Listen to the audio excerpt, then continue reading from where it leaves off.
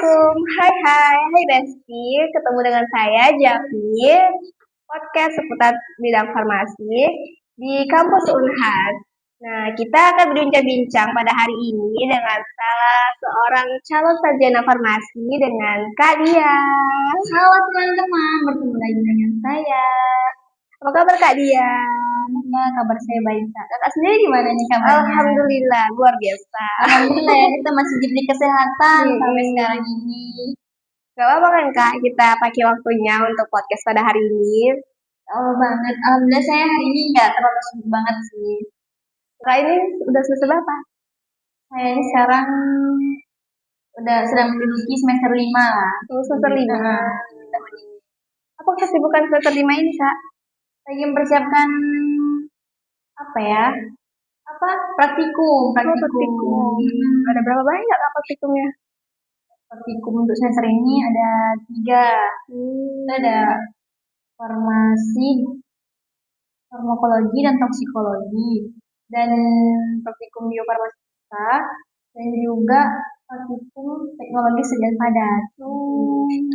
Terus ada kesibukan lain gitu Kak selain praktikum pada semester ini gitu? Ya mungkin belajar ya Kak.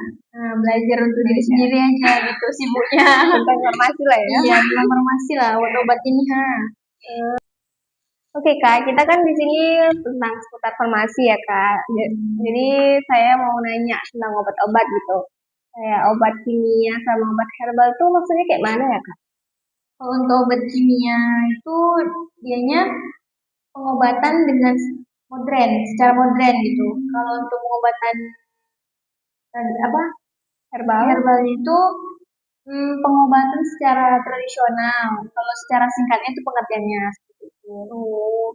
Ini kan ada nih orang perspektif itu lebih membutuhkan obat kimia daripada obat herbal. Jadi kayak kebanyakan itu orang-orang pakai obat kimia. Itu gimana sih pandangan sebagai seorang farmasi gitu Kak?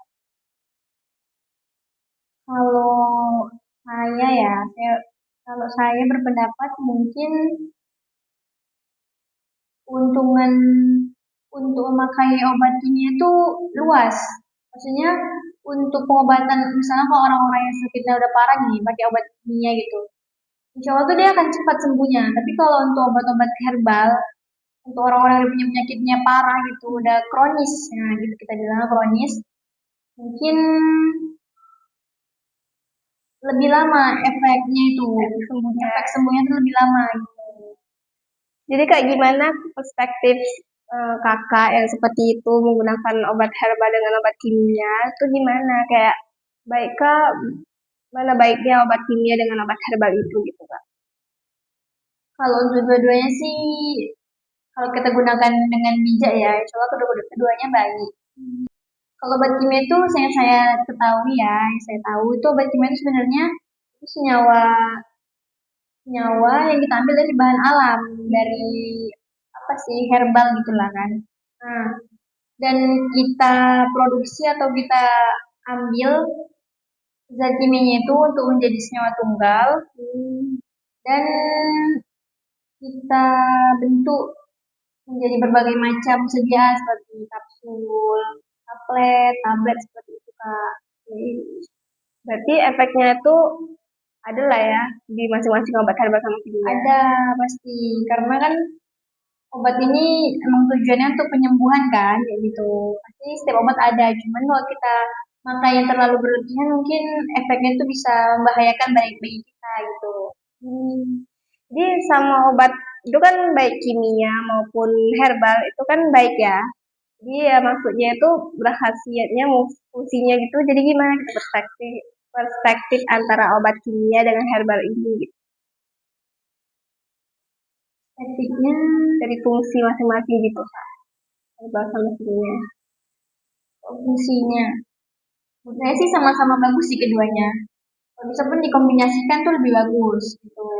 Misalnya kayak kita untuk obat herbalnya kita sakit demam nih misalnya atau batuk flu gitu, kita baiknya kayak mengonsumsi obat kimia ya kalau menurut saya yang saya ketahui. Tapi kalau untuk herbalnya sih bisa aja kita pakai juga.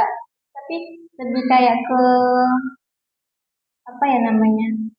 untuk menstimulan tubuh kita biar gak mudah tumbang gitu lah. Biar nggak sakit lah ya. Iya.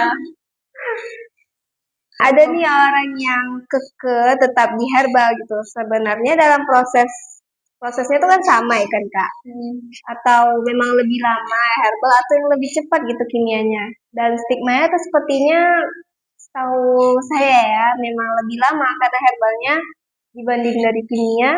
Itu ya benar seperti apa gitu Kak? Ya, untuk itu ya jadi kalau memang kita nih atau kalau kita sakit tuh kalau pengen cepet sembuh ya minum konsumsi obat kimia gitu. Karena selama saya belajar di farmasi ya mungkin ya, yang saya ketahui penyakit ini obatnya itu disesuaikan lagi sama siapa yang minum, individunya yang minum gitu. Misalnya anak-anak, langsung udah tertera dosisnya di situ. Untuk anak itu sekian, untuk dewasa itu sekian. Memang ada obat herbal seperti itu. Cuman kan kalau kita pengen cepat sembuh, baiknya minum kimia gitu. Obat kimia supaya obat herbal kalau pengen cepat sembuh. Tapi kalau emang kita pengennya memang ya udah nggak terlalu percaya banget sama obat kimia ya udah lebih ke herbal aja nggak apa-apa gitu, nggak ada yang harus dipusingkan gitu lah Untuk kesembuhannya lah ya. Gimana individunya mau gimana lah adanya mau sembuh cepat atau enggak terserah gitu, karena kan kadang gimana ya obat ini kan sebenarnya semuanya punya manfaat gitu masing-masing, maupun kimia atau herbal, tapi tergantung dari tubuh kita merespon obat itu gimana agar cepat sembuh atau tidak. Jadi kan Kak ada orang yang bilang kalau misalnya obat herbal itu pahit gitu rasanya, warnanya nggak menarik lah gitu kan, warnanya hitam gitu, lagi rasanya pahit juga kan. Itu gimana sih perspektif sebagai seorang farmasi dalam menghadapi orang kayak gitu gitu? Ya kalau kita ya mungkin itulah salah satu kekurangan dari obat herbal sendiri ya, dengan rasanya mungkin yang masih belum tertutupi gitu, bentuknya masih kurang menarik di mata masyarakat gitu kalau sedang mengonsumsi itu. Ya kalau untuk anak-anak kita coba edukasi lah, kita kasih apa ya kata-kata manis mungkin ya kan biar dia nurut gitu mau minum, Kita rayu lah ya. kita rayu aja gitu. Pokoknya kita sebagai orang tua yang mungkin kita coba lah nah kita biar dia mau minum obat tadi itu. Kalau memang orang tua tadi itu kan perspektifnya mungkin dia itu lebih ke herbal aja lah, herbal aja nggak usah ke kimia. Jadi ya mau gimana pun ya kembali ke orang tua gitu. Kita pun sebagai farmasi bisa mengedukasi. Oh ya Kak, ada juga ini orang yang mengkombinasi dengan obat kimia dengan obat herbal. Itu gimana sih Kak menurut Kakak gitu? Ya kalau menurut saya sih nggak apa-apa aja sih kalau kita mengkombinasi obat herbal dan kimia itu. Karena biasanya sih saya kalau misalnya sakit ya atau gimana gitu, kadang kalau saya sakit batuk pilek itu saya mengkonsumsi obat kimia gitu. Dan untuk menjaga imunitasnya, sekarang saya juga mengkonsumsi madu atau obat herbal yang untuk menjaga stamina tubuh kita lah gitu. Jadi bisa lah ya Biar Kak lebih- dikombinasi. bisa. Nah, kalau kita ngomong tentang keefektifan dari setiap obat gitu Kak, kimia dengan herbal, mana sih yang lebih efektif dari kimia sama herbal itu gitu Kak? Ya, jadi kalau menurut saya sih Kak, yang saya tahu lah selama saya terlibat di farmasi nih kan, kalau sakit ya minumnya itu obat kimia yang paling bagus untuk apa Kesembuhan gitu ya kesembuhan, Kak? efeknya itu lebih bagusnya kimia, dia cepat juga gitu kan insya Allah. Dan kalau untuk suplemen tubuh biasanya kalau misalnya saya sakit tuh saya konsumsinya kayak madu atau obat-obat herbal lainnya gitu. Dan jadi kalau kalau pengen enaknya sih obat kimia ini hmm, sudah diatur juga dosis-dosisnya. Jadi kita tuh tahu, nggak perlu bingung-bingung lagi gitu. Dan kalau kita pun searching di Google pun sekarang udah enak aja kan Kak, langsung dapat obat mau apapun tuh, obat kimia tuh mau apapun pasti ada gitu. Kayak kontraindikasi mungkin, apa Aturannya juga. apa, aturannya apa gitu. Oh ya Kak, ada nih Kak yang kayak jualan obat herbal, tapi dia nggak ahlinya gitu Kak. Itu gimana sih Kak? Oh ya, banyak sih kan. Kebanyakan itu di sini di Indonesia sih banyak kayak gitu. Ya boleh aja sih. Bagian mungkin kita temukan orang yang nggak ahli dalam bidang itu, tapi dia buat obat gitu kan, racik obat herbal gitu. Mungkin dia itu tahu dari turun temurunnya lah gitu. Nah, dia bisa menjual obat tadi itu. Tapi kalau saran saya lebih baik sih orang yang udah ahli dalam bidang itu, paham akan obat herbal itu gimana, meraciknya itu yang baik gimana, biar bisa berefek lebih ke kita yang minum pasien tadi itu gitu, biar dia tuh nggak menimbulkan efek samping yang gimana-gimana gitu kak, seperti itu. Dan ahlinya tuh harus dari bidang farmasi ya? Kalau bisa, kalau bisa, harus dong. terus kalau misalnya apa ya lanjut lagi nggak apa-apa, dia belajar apa ambil S berapa gitu biar lebih mendalami lagi itu bagus juga lebih kan. Seperti itu. Oh ya Kak, jadi kan ada pro kontra ini dari masyarakat. Penggunaan obat kimia dengan herbal itu gimana sih Kak? Ya kalau saya sih pro semua ya, nggak ada yang pro pusingkan antara obat herbal maupun kimia. Dan kalau kitanya sendiri bisa memastikan, memilih lah yang cocok untuk kita tuh, kita maunya tuh yang mana gitu, herbal atau kimia. Dan bisa memastikan keamanan, keefektifannya untuk tubuh kita itu gitu. Maupun di obat herbal ataupun kimia. Kalau saran saya sih kimia aja sih gitu. Jadi aman lah ya Kak. Aman gitu kak. Nah tuh guys, jadi obat herbal tuh aman juga gitu untuk tubuh kita gitu. Nah, ada yang perlu dipertentangkan antara obat herbal maupun kimia gitu. Karena semua obat emang dibuat ya Udah dikhususkan gitu ya. dikhususkan untuk pasien-pasien ya biar dapat efektivitasnya, efeknya gitu, efek terapinya. Seperti itu. Jadi aman, khasiat dan terjaga. Insya Allah. Karena apa kita juga ikhtiar lah. Gitu.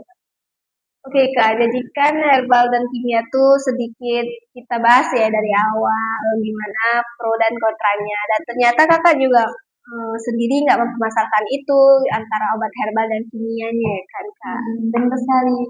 Saya pun kalau sakit kadang mengkombinasikan mereka antara obat herbal maupun kimia. Karena kalau saya entah pegal-pegal atau gimana gitu, saya konsumsi obat herbal gitu, atau lagi batuk pilek. Biar cepat gitu, sembuhnya ya, biar fit badan saya ya, saya konsumsi kimia gitu Pak. Gak ada yang dipermasalahkan atau dipertentangkan gitu. Nah, jadi kan tadi kita awal kita bahas tentang persepsi dan definisi dari obat herbal dan kimia. Ya, semoga ini juga bisa memberikan dan pencerahan bagi teman-teman kita. Maksudnya boleh milih antara obat kimia dengan obat herbal, ya, tapi jangan kaku-kaku kuali lah tentang obat gitu, kan Kak? Kayak obat kimia gitu, herbal gitu. Ya, dia kita bersikap tengahnya aja kalau bisa. Netral ya. Kalau bisa pun dikombinasikan gitu antara kimia dan herbal.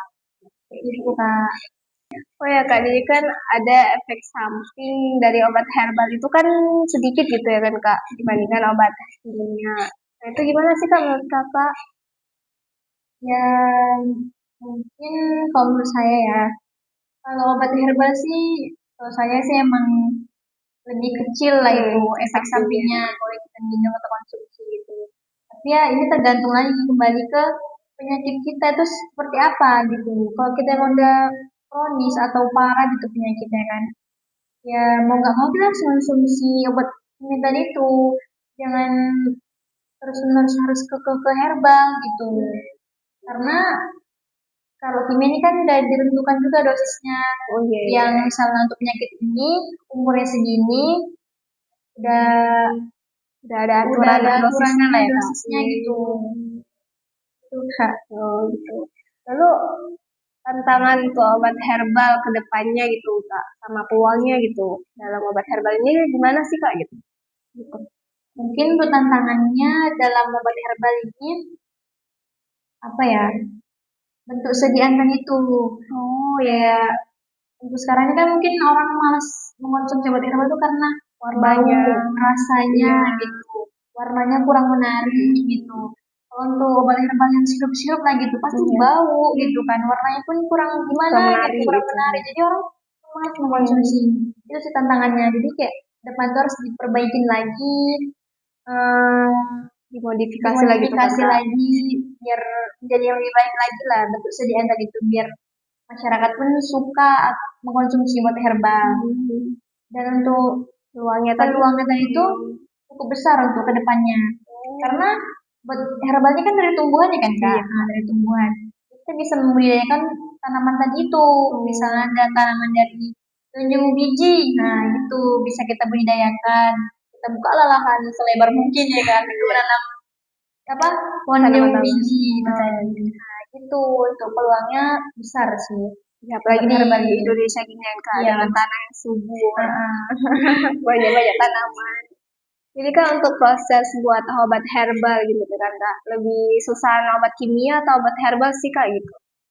Ya kalau untuk pembuatannya yang susah ya, menurut saya sih lebih ke obat kimia. Karena obat kimia itu dia itu panjang prosesnya. Dia harus melalui uji tahap-tahapannya seperti kayak uji klinik. Itu klinik itu apa ya Kak? praklinik itu diujikan oleh hewan coba seperti kelinci, mencit seperti itu. Baru habis itu setelah tahap itu selesai, baru kita ujikan ke klinis. Itu gimana Kak? Itu ke kita, ke manusia langsung, pasien langsung gitu Kak. Tidak ke hewan, ke manusia gitu. Ribet ya? Ribet banget, yang panjang banget. Jadi menemukan obat itu pun membuatnya pun dia lama. Kalau obat kimia prosesnya sangat lama gitu.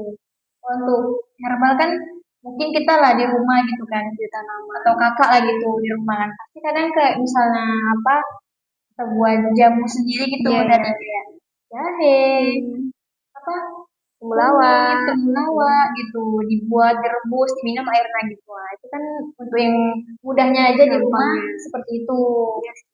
Tapi kalau untuk yang di industrinya, tahapan obat pasti ada panjang pasti kan. Tapi yang lebih susah antara kimia maupun herbal itu ya kimia gitu Kak, prosesnya panjang deh. Oke, di sini teman-teman saya sedikit mengedukasi teman-teman yang sedang melihat ataupun nonton, mendengarkan di rumah. Jangan pernah takut untuk mengkonsumsi obat herbal, karena obat herbal itu walaupun bentuknya agak meragukan, warnanya keruh ataupun kecoklatan, kehitaman, dan rasanya itu mungkin pahit. Jangan pernah takut untuk mengkonsumsi obat herbal, karena obat herbal itu pun punya khasiatnya juga gitu. Semua obat ada khasiatnya dan sudah ditentukan untuk penyakit-penyakit yang sesuai gitu, yang udah disesuaikan di sananya lah, di pabriknya lah gitu kita buatnya gitu. Oke Kak, kata-katanya dong Kak, podcast kali ini gitu. Iya, kata-katanya saya kan sedang di farmasi ya kan, sedang menempuh lah jenjang S1 farmasi, calon sarjana farmasi, doakan ya. Semoga lulus dengan yang terbaik gitu. Jadi kalau teman-teman ingin masuk farmasi dan mempelajari obat itu gimana sih interaksi dalam tubuh, maupun baik obat herbal maupun kimia, baiknya memang ke farmasi gitu biar lebih paham gitu. Dan farmasi pun juga harus siap-siap juga sih nyoba-nyoba hal yang aneh seperti obat-obatan ya kan, obat herbal terutama gitu. Karena saya pernah buat jamu nih sama teman-teman saya pas praktikum. Kami juga mencoba hasil dari jamu kami tadi itu. Enak kok. Jadi kayak mungkin dipraktekkan di rumah pun jadi tahu lah kita kan sedikit tidak lebihnya dari apa yang kita praktikumkan di kampus gitu. Mungkin itu aja ya motivasi untuk teman-teman yang mau masuk farmasi. Ya, terima kasih lah Kak, kita bahas-bahas tentang obatnya. Terima kasih atas waktunya. Semoga bermanfaat ya bagi semuanya dan bagi teman-teman yang lagi nonton. Dan mohon maaf jika ada salah kata. Mohon maaf jika kalau ada salah kata dari saya atau pengetahuan saya kurang. Mohon maaf. Kita akhiri ya podcast hari ini. Assalamualaikum warahmatullahi wabarakatuh. Dadah. Terima kasih.